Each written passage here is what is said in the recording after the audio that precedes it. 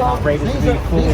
These are made not to have weight on them, kind of. Right, not like the box trailer. Right. That's still the way modern trailers that's are. kind of the old peg legs. Sometimes they have crank legs, but you never.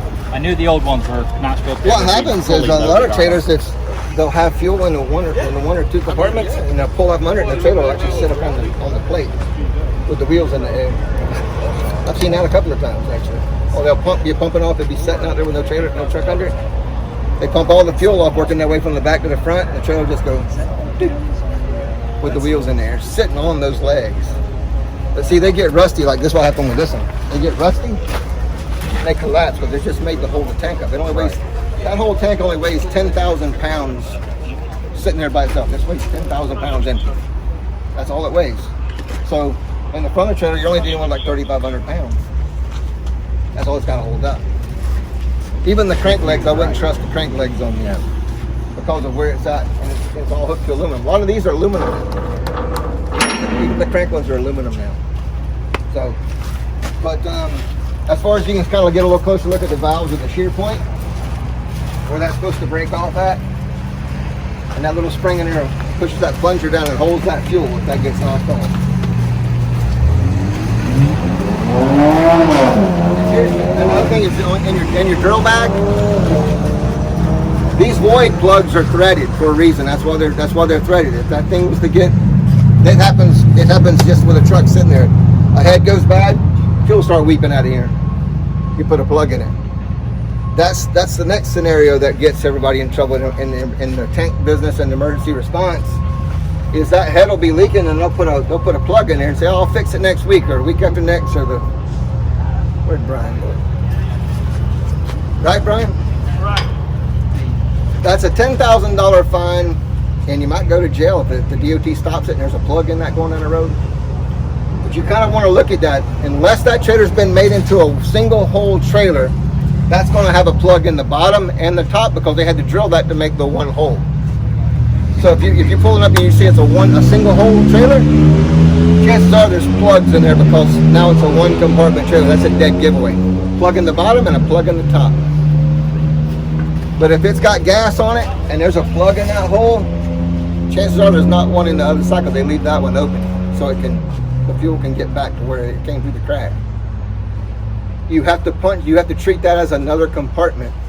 Punch it, drill it, check it, because it could have 300 gallons of fuel in there. So drill one more hole into that void. Now you can remember, you can have 4 of these on a trailer. If it's a modern trailer, a newer trailer, you're going to have one of these in between each compartment, no matter how, if it's a 4-hole or a 5-hole. You'll have one of these in between each one. You can almost stick your sniffer up to there and sniff it. And of course, if it's hot, it's going to go off, and then you punch it. Punch the hole in there. Check it. Stick the hose in there and check it. But what you can do in a lot of these to find out where your safety drill or not drill,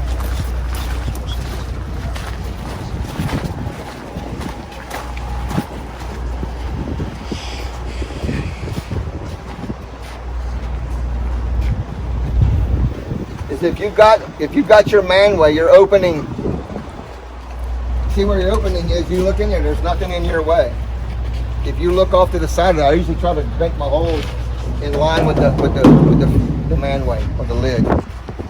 Come up off that lid, look over. That's where I'm at. That's where I put my hole. In line with the lid, not with the valve, because the valve can be off. The valve could be close to it. Usually, sometimes they run them emergency valves right up to the head or right up to a baffle. They'll never do that with the manway. You'll never see a baffle or a bulkhead with the manway. And if you look in there, you can see your side drain holes. And then the little arch at the top. There's the hole at the top, one in the middle, and one at the bottom. Of course, it don't matter which side it's laying on, top, side, bottom, the fuel will be able to get through the compartment.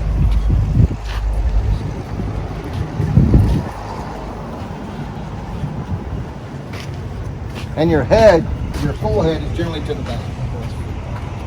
You'll never be able to see the front from it. Or you 57 Hill.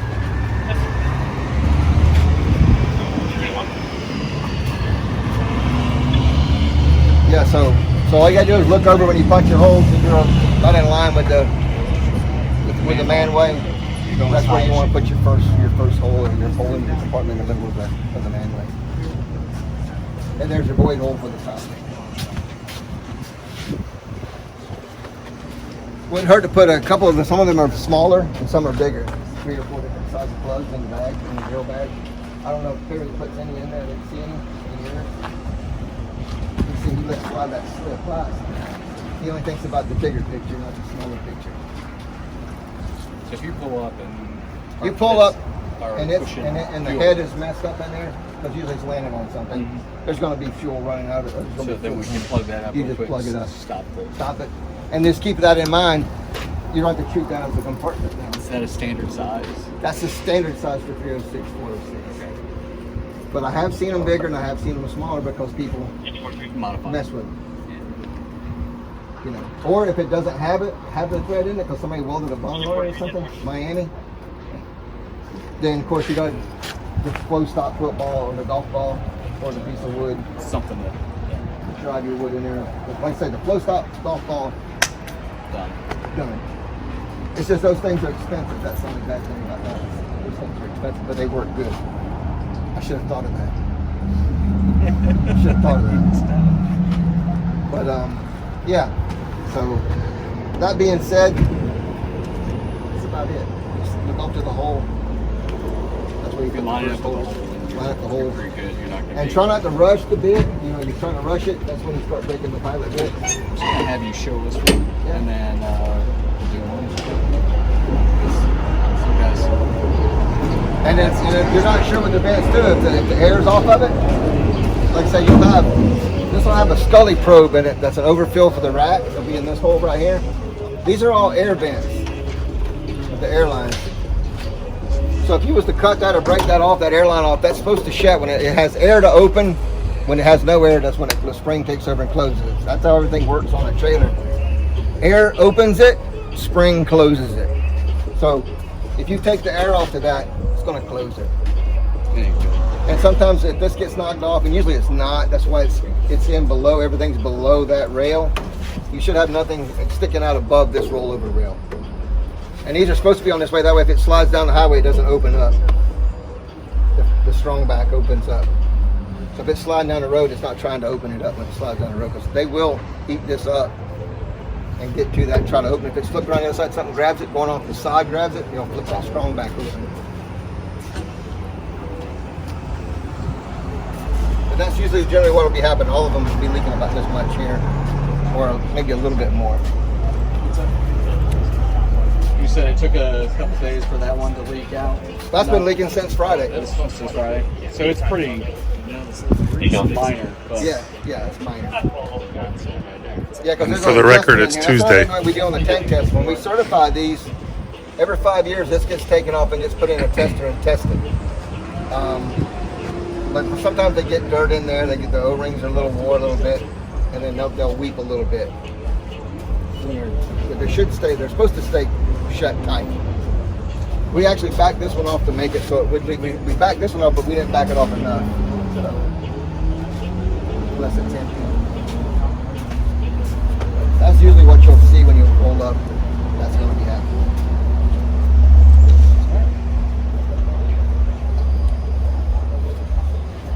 And in the ground, and you want to see what you got for your ground and stuff, and we'll lay the ground down. sure. Yeah. The less we do in gear, would be better, I guess. Mark, does he have the exact number for grounding? Do you want it below a certain?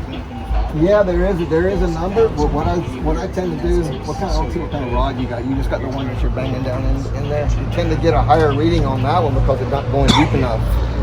But now it being wet, it's not hard to get a good number, a lower number when it's wet.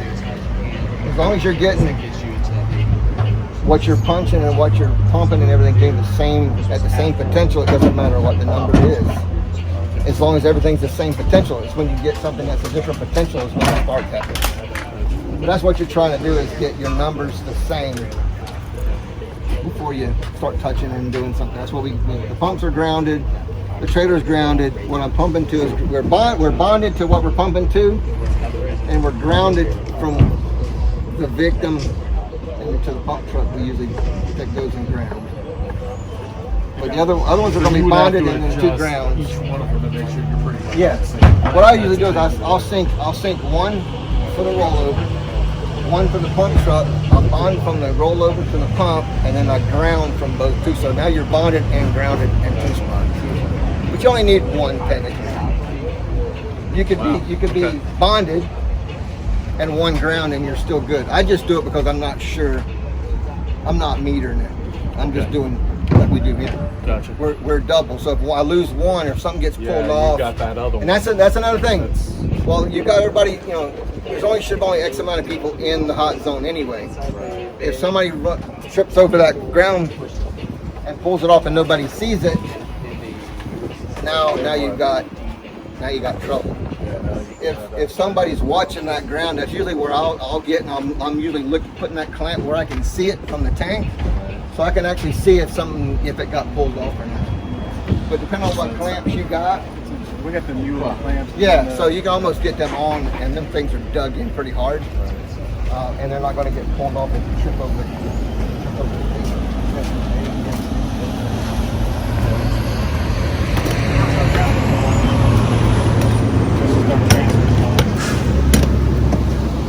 Yeah, there we go. That's the bad boy there. See, I don't keep it in because I'm not supposed to be there first. Yeah, that's it down the street. But yeah.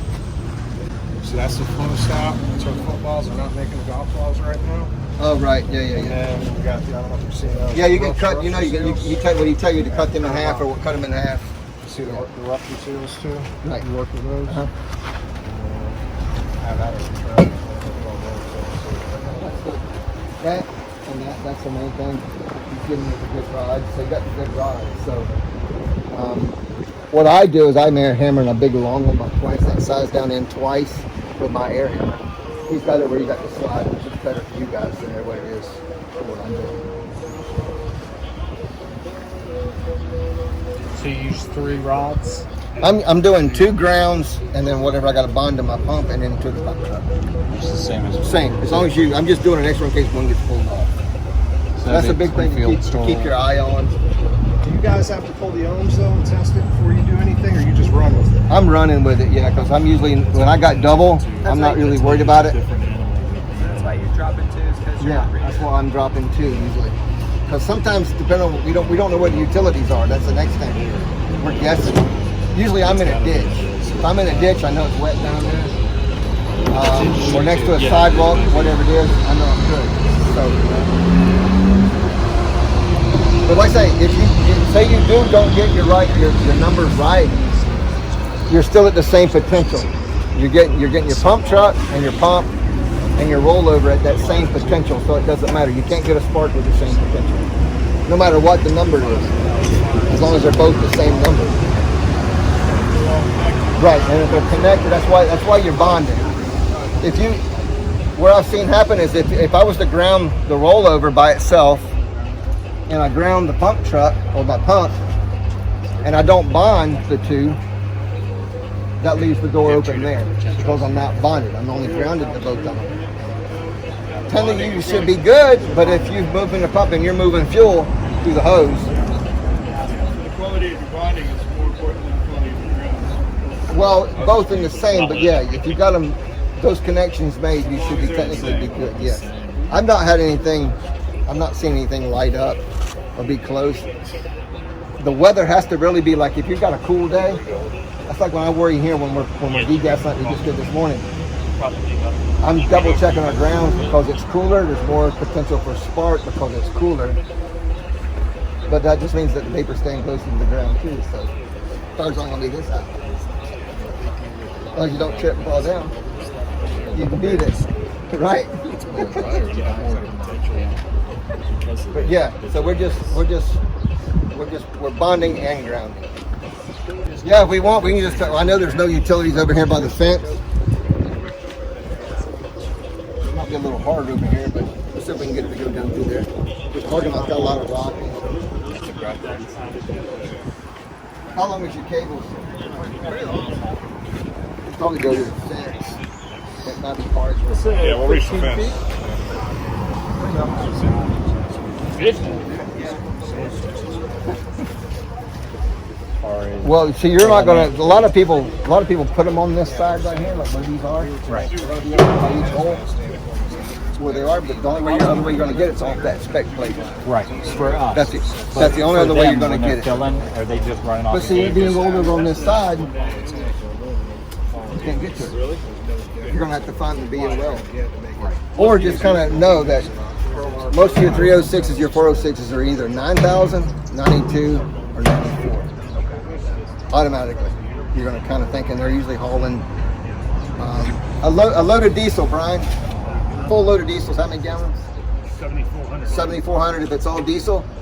If it's gas, full load of gas, over 8,000 if it's all gas, because the diesel's heavier. That's why there's less. The tanks are going to be 9,000, 92, 94 on all your petroleum tanks. So you got that number, but that's all they're going to have because of the weight of the 80,000 rule in Florida. They're legal to carry. Now, if it's a full load of diesel, that's another thing, guys. If it's a full load of diesel and it's a 5-hole trailer, they've got to have one compartment empty to be legal. Usually that's number 3. That's your smallest compartment in the middle. So if they got a full load of diesel and it's placard, they're supposed to have it. This is another thing that industry-wide they don't do.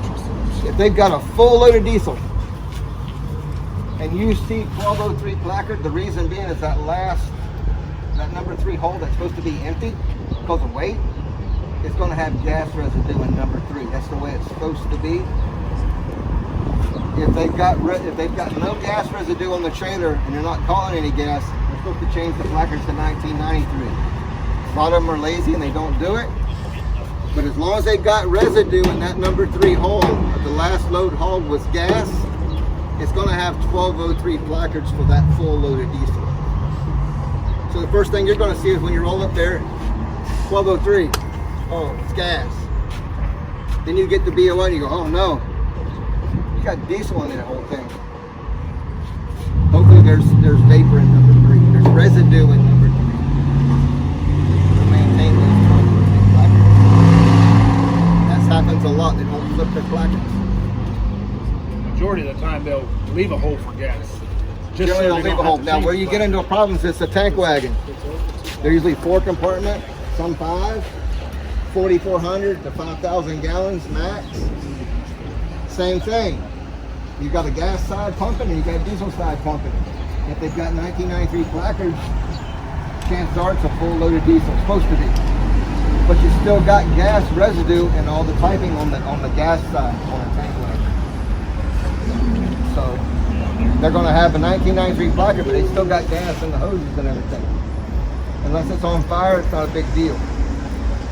There's going to be there's 2 different sides: diesel side, gas side on a wagon. Side to side instead of forward and back. But depending on how they load it, whatever how they load it. If they've got a full load of diesel, then they're not using their gas side, but it's just residue. Tanks It's the same thing. It's just 4,400 gallons, 4-hole, 5-hole on a wagon. You're just half the amount basically for the weight. Most of them are generally 4-hole, 4,400 gallons at 90% on the tank trucks. But you'll have 2 different sides: gas side, diesel side. So they go both ways.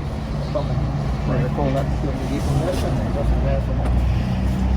But you still got gas, but we'll have a 1993 placard on it. Placarding is a big thing in the industry with what they're carrying. They're supposed to change it, but it doesn't happen a lot. You see that 1993 and think you're kind of halfway out of the woods. You still might have a compartment of gas. Because he didn't put it. They want to put the placard.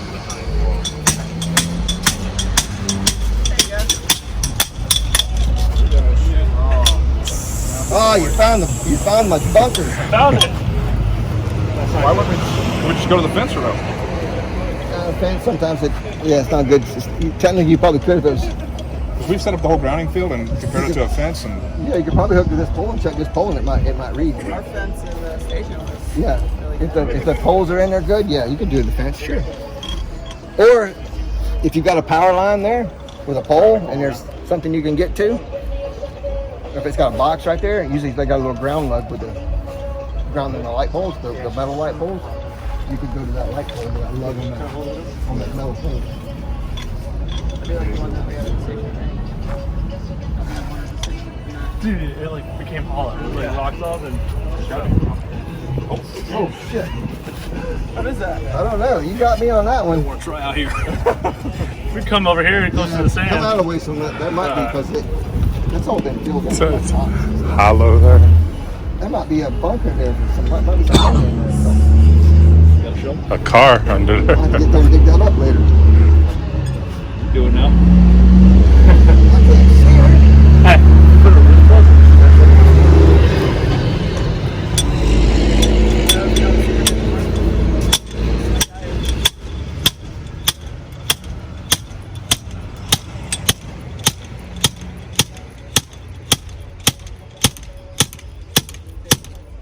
Well, I do it mine too. When I run the big long one, I do it on my hand. I'm just using the record pulling that back forever. I just cut it off and leave it. And then to hook the record to it and get it out. It's so strong, what's this?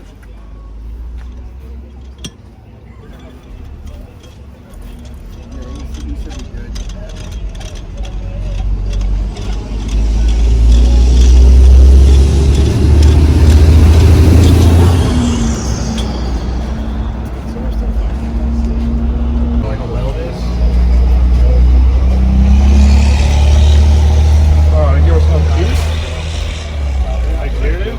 Usually what I do here, you can either, it doesn't matter. If you're going to put it down to where you're not running your hoses and getting it where it's going to get knocked off, I go to somewhere like back at the frame.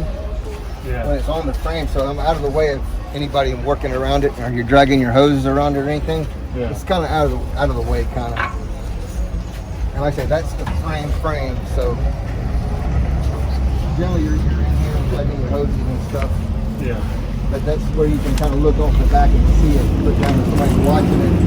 And kind of double check it. So would you feel comfortable with just a single rod on the ground like that? Yeah, you can do it that go to way. work? I just do it because I don't meter. Yeah. I'm not metering mine. I'm dropping them. I've got two. I'm good. So if you're metering, yeah, you only need to do one.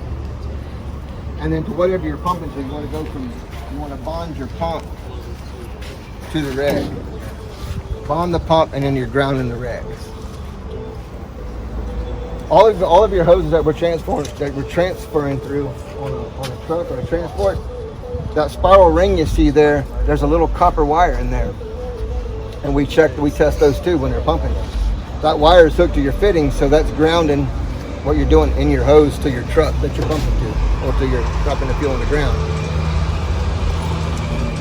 That's why a lot of times you'll see them guys will break if something's wrong with the ground in the station. They pull that drop hose off at the pump where they're dropping at the store.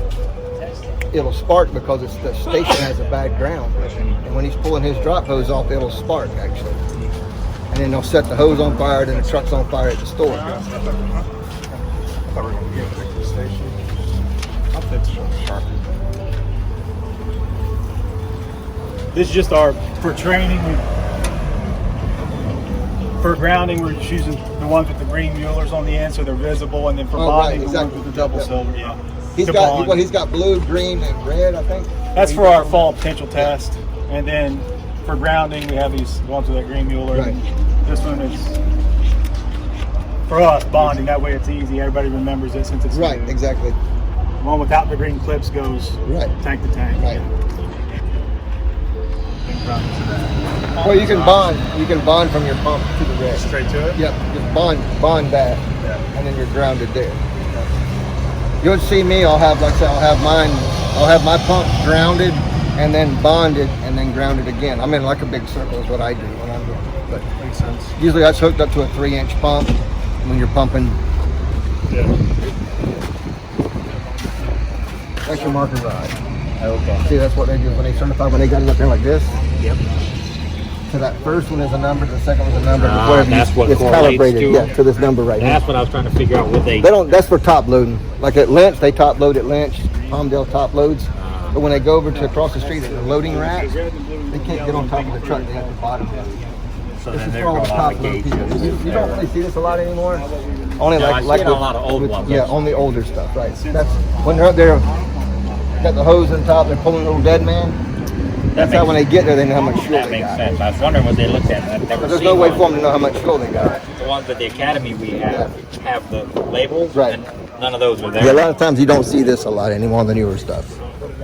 Not a lot of I guess people. they are all top. got ripped off. They're all old trailers. Right? Yeah, usually I say Lynch and a few Palmdale and a few other ones do top load their stuff. Not a whole lot. They usually go to the rack. It's heavier than it used to be. Which That's bottle the do you got? You got the. The 45 bottle. Oh.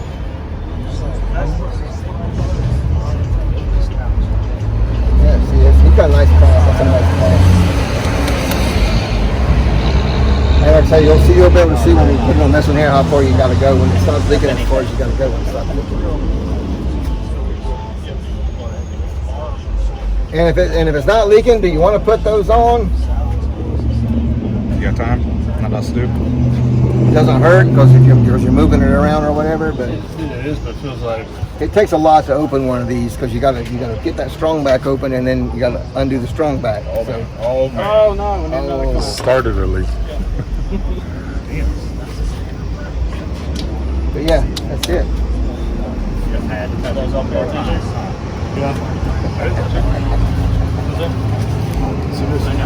Yeah, this is usually in there. This right here? Yeah, that's why if this was leaking and not sealed off or open, because they're running down the road open, when they roll over, it'll flood this rail because the tank's full. See, it'll just fuel These way up two here. rails are separate. Yeah, this is a dead rail. Nothing okay. can get in this rail Okay.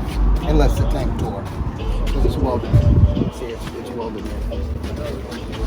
It's welded on top of the rail. This is to hold the trailer up for DOT, for rules, to keep. There's two reasons. Supports the tank when it's full and to protect this. Right. This is to protect anything from knocking comes in, across any of the this, top of the truck. anything come off. That's why you see on a chemical tank that's got that box in the back, that's a crash box. Protects all the valves. All your valves and your vents are in that crash box. Everything's gonna be protected. If it's protruding outside this, it's not leaking. It happens. Does people put PVC and stuff on these? Miami, they do it. Always from Miami. So, nothing is supposed to be sticking above this, your crash box or your crash protection, your rollover protection. It's gotta be below that. Everything below that. Except for this. This is just an in breather and an out breather. It's for the rack. If they overpressure, that's the pressure that keeps them low. They can't get the rack. That's the only thing that you'll see outside of your.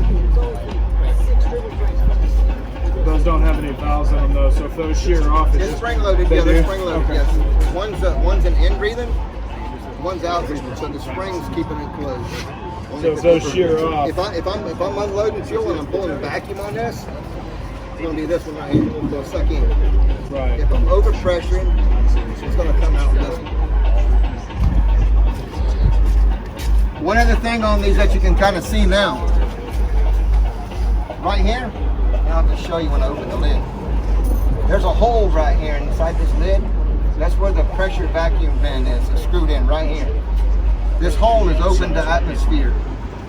So if you put your clamp on and it's still leaking and you got your clamp on, that's where it's going to be coming from. It tends not to leak much. Pressure vacuum fan. But if you put the clamp on and you still got a leak, it's not coming from here. It's coming from here.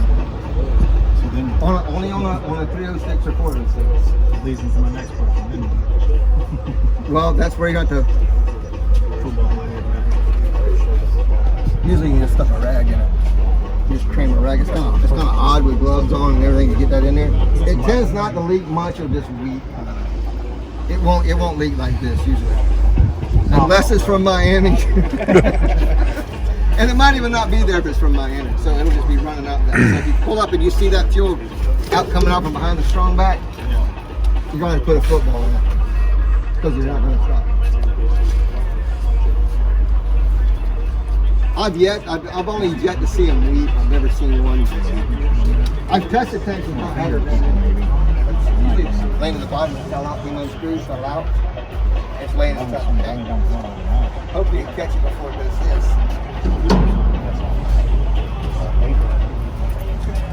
That's a bad day for that. Well, they used to have double nuts. There used to be a nut on the outside and a nut on the inside. Now they're just, this is threaded. And you just screw that vent right in there. I'll get one and I'll show you what I'm talking about. So, yeah, that's actually opened up. So in the daytime, what that does is in the daytime, that tank's building heat. It's building pressure in the daytime. So that it's 1 PSI out. And at nighttime, of course, the tank cools off. So you hear your drums creaking. You hear drums creaking in the day and the night. At nighttime, that lets air back in the tank. 1 PSI back is what that, the purpose of that vent being inside that tank. And that's another thing that we test when we do a yearly test. We test those.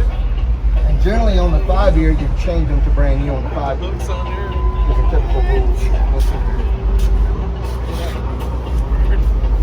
Alright.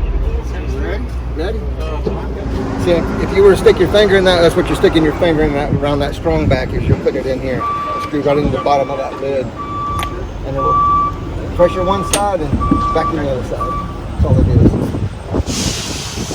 They get dirt in there from breathing on it day in, day and night. They get dirt in there. That's why they can stick. Or they'll weep. That's all that is. Where's that from? Where is it? It's inside the lid. Oh. Right here. That would be the only other thing to leak that you couldn't really stop unless you put the football in.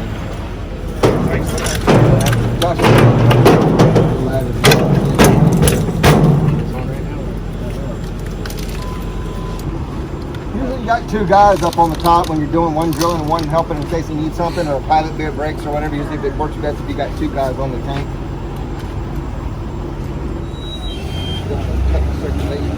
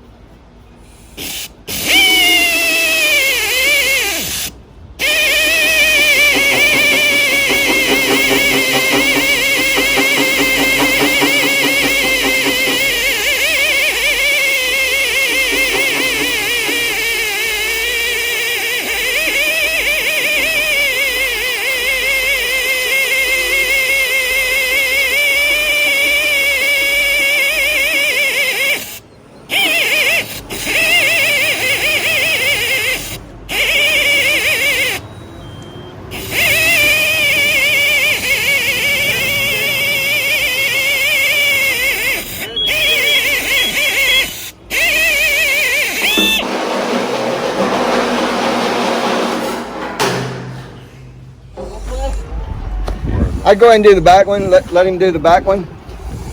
I'll go ahead and do the blade too. Yeah, might as well while you're there. Kind of the reason for the second guy. If he's got a pilot bit and the screwdriver, the little pry bar to get these out, or the screwdriver to put the new pilot bit back in. If you bust the pilot bit, you're not getting on and off, on and off, on and off. Yeah.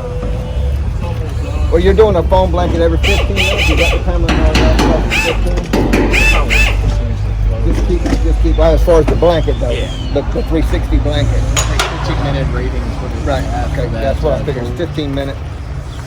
2-inch bit. Generally, I go one bigger than this. If we're doing like a saddle tank, we're just doing saddle tanks like we did the other day. Okay, so we We go with the bigger bit. Usually it's a 3 3.25, whatever the next one is. It's pretty big. Cause I've got a 2-inch pipe going through that. What's the next size bit?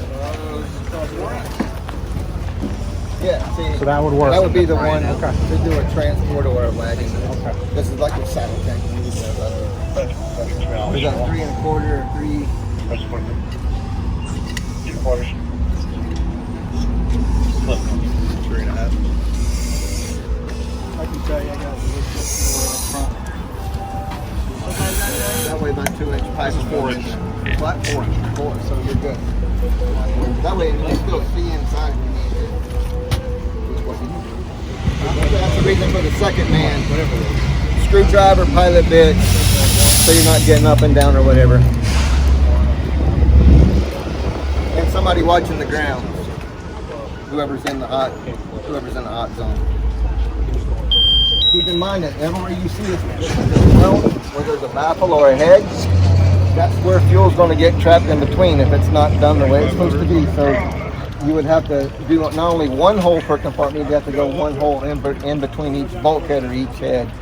So anywhere that you see where that head is in there, that's what this line is. So you would want to do a hole in between each one of those lines on the way down to be on the safe side. Yep, so you just start at the back or the front, and in between each one of those, you put a hole. Yep, it's okay.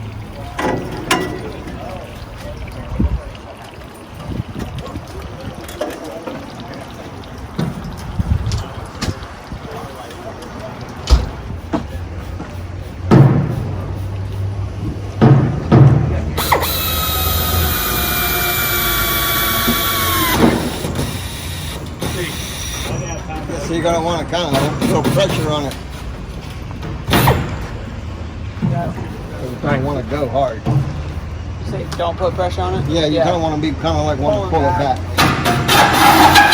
Holding it.